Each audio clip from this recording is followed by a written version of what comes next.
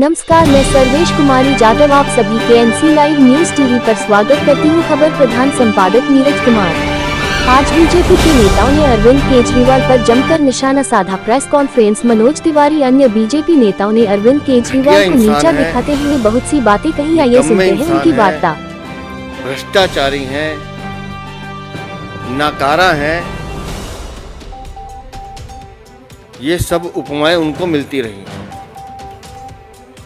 लेकिन जिस भाषा का प्रयोग उन्होंने आज किया है वो उनके छिछोरेपन को दिखाता है। जिस भाषा का उन्होंने प्रयोग किया है उसे सुनकर छिछोरापन भी शर्मिंदा हो जाए, उस निचले स्तर तक केजरीवाल गए। अपने भ्रष्टाचार, अपने झूठ को छुपाने के लिए आप कुछ भी अनाप शनाप बोलेंगे और दिल्ली वाले सुनेंगे। उन्होंने कहा कि मेरे पास 100 मनीष सिसोदिया और 100 सत्येंद्र जैन है,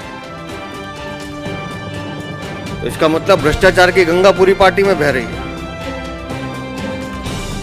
एक सत्येंद्र जैन जिसने पूरी दिल्ली को लूटा, एक मनीष सिसोदिया जिसने पूरे शराब के नशे के साथ साथ पूरी एक युवा पीढ़ी को नशे में धकेलने के साथ साथ करोड़ों रुपए का घोटाला किया, दोनों जेल में। अगर ये दो कम पड़ रहे हो तो अरविंद केजरीवाल के पास ऐसे 100 सत्येंद्र जैन और 100 मनीष सिसोदिया हैं। तो इन भ्रष्टाचारियों की पार्टी से आप उम्मीद भी क्या कर सकते हैं?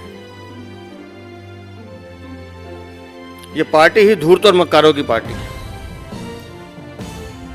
क्योंकि इनको ट्रेनिंग केजरीवाल ने ऐसी दी है कि कैसे आपको पैसा लूटना है। हमने सुबह चलाया था कि एक बंदा ही काफी है दिल्ली को बर्बाद करने के लिए।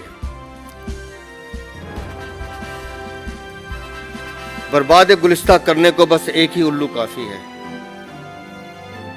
हर शाख पे उल्लू बैठा हो तो अंजाम गुलिस्ता क्या होगा। जब 100 सत्येंद्र जैन, 100 मनीष सिसोदिया इनके पास होंगे तो आप समझ लीजिए दिल्ली की क्या हालत होने वाली। और कई बार तो मुझे इनकी परवरिश पर भी तरस आता है कि किस तरह के संस्कारों में ये पले बड़े होंगे। एक बिगड़े हुए नवाब की तरह आप व्यवहार कर रहे हैं। आपसे अगर रामलीला मैदान में भीड़ इकट्ठी नहीं की गई तो आप उसका गुस्सा कहीं भी उतारेंगे। इनका सिर्फ एक ही ध्येय है कि दिल्ली को कैसे लूटना है।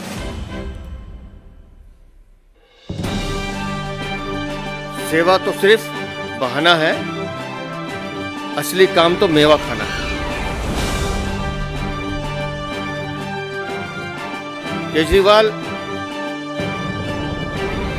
जिन बच्चों के सर पर हाथ रख के कसम खाते हैं कि मैं सरकारी गाड़ी नहीं लूंगा, सरकारी बंगला नहीं लूंगा, सरकारी सुविधाएं नहीं लूंगा, मुझे आज उम्मीद थी कि वो आज रामलीला मैदान में अपने दोनों बच्चों को लेकर आते और उनके सर पर हाथ रख के कहते कि हाँ, ये 52 करोड़ रुपए कहाँ से हैं मैं आज बताऊंगा। ये 8 लाख का पर्दा या 6 करोड़ का इजरायली वो वियतनामी पत्थर, 15-15 बाथरूम में लगने वाले 4-4 लाख के पॉट, उन बच्चों के सर पे हाथ रख के कसम खा के बताते ना दिल्ली की जनता। आज जो पैसे दे के आपने लोग बुलाए थे उनके सामने बताते क्यों हमने गली में गुरुद्वारे, मंदिर, मस्जिद, स्कूल कुछ नहीं छोड़ा शराब की दुकानें खोलने के लिए। बच्चों के सर पे आकर के कसम खा के बताते कि ब्लैक लिस्टेड कंपनी को 144 करोड़ रुपए हमने क्यों माफ किए, क्यों शराब पीने की उम्र हमने घटा दी, शराब पीने का समय बढ़ा दिया। ये सब बातें आज दिल्ली की जनता उनसे पूछ रही थी, लेकिन अरविंद केजरीवाल ने अपनी छिछोरी भाषा में, छिछोरे अंदाज में इन सारे मुद्दों से भागने का काम किया। और आज दिल्ली की जनता ने उनकी सच्चाई देखी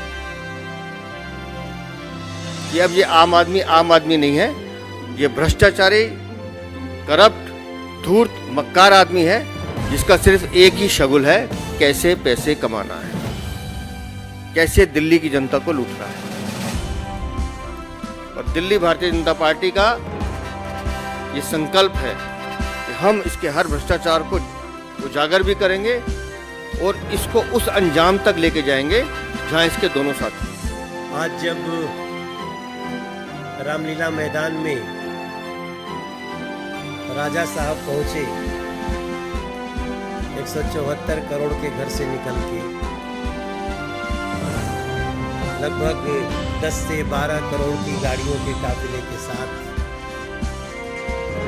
तो मैं ये सोच रहा था कि इस रामलीला मैदान को 1-2 दिन बाद थोड़ा सा कुछ शुद्ध जल से छिड़काव करके शुद्ध करना पड़ेगा। क्यों? क्योंकि मुझे वो रामलीला मैदान याद आ रहा था, वो समय आ रहा था जब इसी रामलीला मैदान में अन्ना हजारे के साथ यही व्यक्ति बैठा था। और उद्देश्य क्या था? India against corruption. उद्देश्य क्या था? भ्रष्टाचारियों से मुक्ति। आज उसी रामलीला में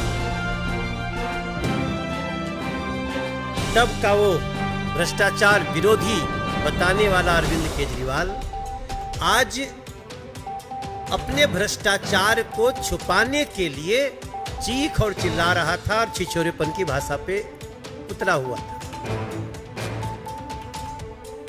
मैं हैरान हूं, एक बार भी उनके मुंह से लोकपाल की बात आज भी नहीं आई।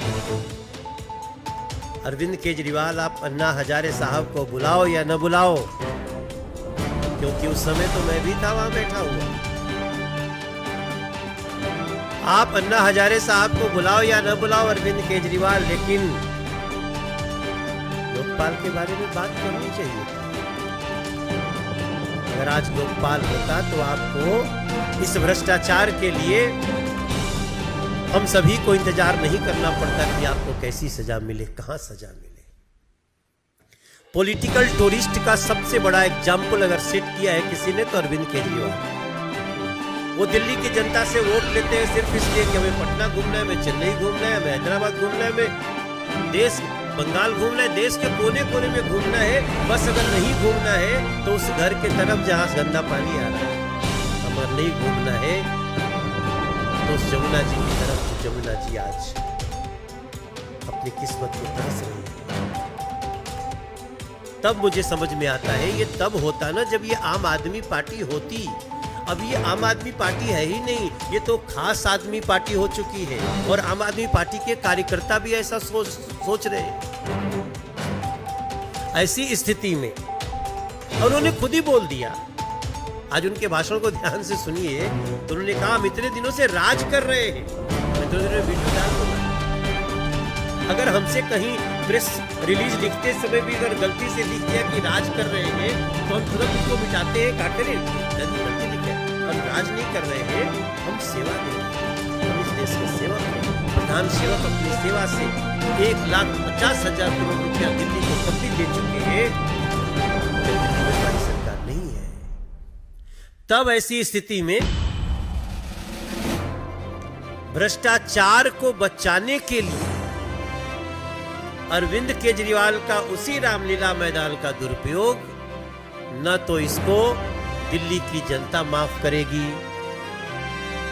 न ही इस देश को प्यार करने वाले माफ करेंगे, और न तो हम माफ करने वाले। क्योंकि हम अच्छी तरह देख रहे हैं मनीष सिसोदिया को बेल क्यों नहीं मिल रही, फिर भी आप इतने मनीष सिसोदिया पैदा करना चाहते हैं। तो आज मैं सिर्फ इतनी बात के साथ कि अपने को राजा समझने वाले अरविंद केजरीवाल जी, आप चाहे लाख कोशिश कर दीजिए, जिस कपिल सिब्बल की बुराई करते करते, उनके भ्रष्टाचार बताते बताते आज आप यहाँ आए थे। आप उन्हीं की तारीफ के कसीदे काढ़ रहे थे। आपका राजनीतिक पतन बहुत नजदीक है। मित्रों, आज केजरीवाल साहब ने कल टेलीविजन में मैं जगह जगह देख रहा था, 1 लाख लोग मेरी रैली में कल पहुंचेंगे, ये कहा था। मैंने बात की टेंट वाले के साथ, जो काम करने वाला व्यक्ति, कह रहा भाई हमको तो 10,000 कुर्सियों की पेमेंट मिली है। तो मैंने कहा रिबेट दी है क्या आपने केजरीवाल साहब को? तो जो झूठ का पुलिंदा और उनकी असलियत अभी अध्यक्ष जी ने, सचदेवा जी ने आपके सामने रखी है। पेट्रोल के दाम बढ़ गए तो उससे हर चीज के दाम बढ़ जाते हैं। पहले तो आपको मैं जानकारी में दूं कि पेट्रोल के दाम जो आज सिब्बल साहब को साथ बैठा कर प्रेस कर रहे थे और कांग्रेस को गलबैया कर रहे हैं, हमारे साथ समर्थन दे दो, समर्थन ले लो, उसी कांग्रेस के जमाने में 2004 में जब अटल बिहारी वाजपेयी की सरकार गई थी 36 रुपये लीटर पेट्रोल हुआ करता था। 14 में जब मोदी साहब आए तो पेट्रोल की कीमत 78 रुपये लीटर थी, 36 से 78 थी। आज तो 78 से 91 हुई है केवल, और वो भी कोविड के कारण, यूक्रेन रशिया युद्ध के कारण। और पेट्रोल बेशर्मी की हद देखिए। हमारे कहावत देहात की भैंस अपने रंग को देखती नहीं और छाते को देखकर बिलखती। आज ही पंजाब में वेट बढ़ाया 92 पैसे पेट्रोल पर, आज ही पंजाब के लोगों का। किस मुंह से आप कह रहे हो कि पेट्रोल के दाम बढ़ रहे हैं? और कंपेयर करिए कपिल सिब्बल के साथ कि कांग्रेस के जमाने में 36 से 78 पेट्रोल के दाम हुए थे, तब बढ़े थे या अब बढ़े थे। और 18 करोड़ रुपया मनोज सिंह जी को आपने भ्रष्टाचार के मुकदमे लड़ने में दिए। ये दिल्ली की जनता के वही टैक्स पेयर के पैसे जो माचिस भी खरीदते तो टैक्स देते हैं अपने करप्शन, अपने झूठे कुकर्म को ढकने के लिए। और वो वीडियो हर चैनल के पास होगी, कपिल सिब्बल जिसमें भ्रष्ट आदमी थे। मेरा निवेदन है मीडिया के बंधुओं से, वो आज देश के लोगों को, दिल्ली के लोगों को चैनल जरूर दिखाएं जहां वो एक तरफ आज कसीदे पढ़ रहे थे और सत्ता में आने से पहले कपिल सिब्बल की क्या ईमानदारी का बखान कर रहे थे कि वो ईमानदार हैं, चोर हैं, भ्रष्ट हैं, बढ़िया हैं। तो जनता को इसका पता लग जाना चाहिए। और जो केजरीवाल साहब भ्रष्टाचार की बात करते हुए अभी अध्यक्ष जी ने कहा कि काश 2 बच्चों को आज लेकर बैठते और कहते मैंने 2 बच्चों की कसम खाई थी, मैं ये काम नहीं करूंगा, देखिए मैंने कुछ भी नहीं किए। आज पता नहीं बच्चे कहां चले गए, इसका कौन जवाब देगा। इसलिए उनकी जो कपिल सिब्बल के साथ में और भ्रष्टाचार को लेकर कई बातें हैं, वो कहीं ना कहीं बेशर्मी की सारी निर्लज्जता की सारी हदों को पार करती नजर आई। आज दिल्ली के लोगों ने देखा, दिल्ली के सांसद घरों में बैठे रहते हैं। उन्होंने कहा आज ये बात भी अपनी दीदी केजरीवाल साहब को मैं मीडिया के सामने केवल दक्षिणी दिल्ली की बात करता हूं कि पिछले 9 साल में आपने पूरी दिल्ली में कितने नए प्रोजेक्ट चलाकर क्या कुछ पैदा किया। और दक्षिणी दिल्ली में केंद्र की सरकार के माध्यम से 15 प्रोजेक्ट तो ऐसे हैं जो नेशनल लेवल के प्रोजेक्ट हुए हैं। और आप बताइए दिल्ली के अंदर, ये मैं केवल एक दक्षिणी दिल्ली का एक चैलेंज करता हूं केजरीवाल साहब, मैं कल मीडिया के सामने उसकी एक बुकलेट भी पेश करूंगा विद फोटो। और केजरीवाल साहब आप भी 15-16 ऐसी स्कीम बताएं दिल्ली में कौन सी लेकर आए दिल्ली के अंदर। और आपके पास 78,000 करोड़ रुपए का फंड और हमारे पास सांसदों के पास केवल डेवलपमेंट फंड 5 करोड़ रुपया, वो भी कोविड में मोदी साहब ने 2 साल का रोक दिया था कि वो कोविड के लोगों के लिए जाए वो फंड का पैसा। लोकपाल आज भूल गए। वो मुझसे पहले मनोज जी ने भी, वीरेंद्र जी ने भी कहा कि लोकपाल कहां चला गया। काश कुछ लोग पूछते कि लोकपाल के बारे में, तो और लोग तो उसके बाद जा नहीं सकते। अब सिक्योरिटी 2-2 राज्यों की है। मीडिया के बंधु आप जरूर पूछ सकते हैं कि केजरीवाल साहब लोकपाल, जन लोकपाल का क्या कर रहे हैं। आप तो ईमानदार है, कट्टर ईमानदार है, तो जन लोकपाल कहां चला गया। जो आदमी बताएं, सतेंद्र जैन अभी 1 साल के बाद बाहर आए कुछ छुट्टी के ऊपर बीमारी का बहाना बना। सिसोदिया जी को बेल क्यों नहीं मिल रही, ये तो बताएं एक बार, कारण क्या है। कब तक आप दोष देते रहोगे केंद्र की सरकार को। और आप इतने निर्लज्ज बेशर्म कि कोविड के अंदर एक तरफ देश के गृह मंत्री अस्पतालों में जाकर और 10,000 बेड की अस्पताल बना रहे हैं, और एक तरफ आप अपने उस कोविड के दौरान ड्यूरिंग कोविड 1 साल 2 विजिट केजरीवाल कहीं सोशल मीडिया पर डाले कि कोविड के दौरान में 2 जगह पर गया था। अगर केजरीवाल साहब के अंदर गैरत है, कहीं ना कहीं की गैरत, वैसे तो गैरतमंद आदमी है नहीं, गैरत है तो दिखाए कहां 2 जगह आप गए थे। आपका तो शीश महल बन रहा था 45 करोड़ की लागत से 20 के अंदर 19 के अंदर, जहां भी बताया अध्यक्ष जी ने, सचदेवा जी ने, कि 6 करोड़ का पत्थर, 4 लाख की पॉट, 86 लाख के पर्दे, 2.5 करोड़ की खुल जा सिम 1 ताली बजेगी लाइट बंद खुल जाएगी और 2 ताली बजेगी लाइट बंद हो जाएगी, उनको छू भी नहीं पाएंगे।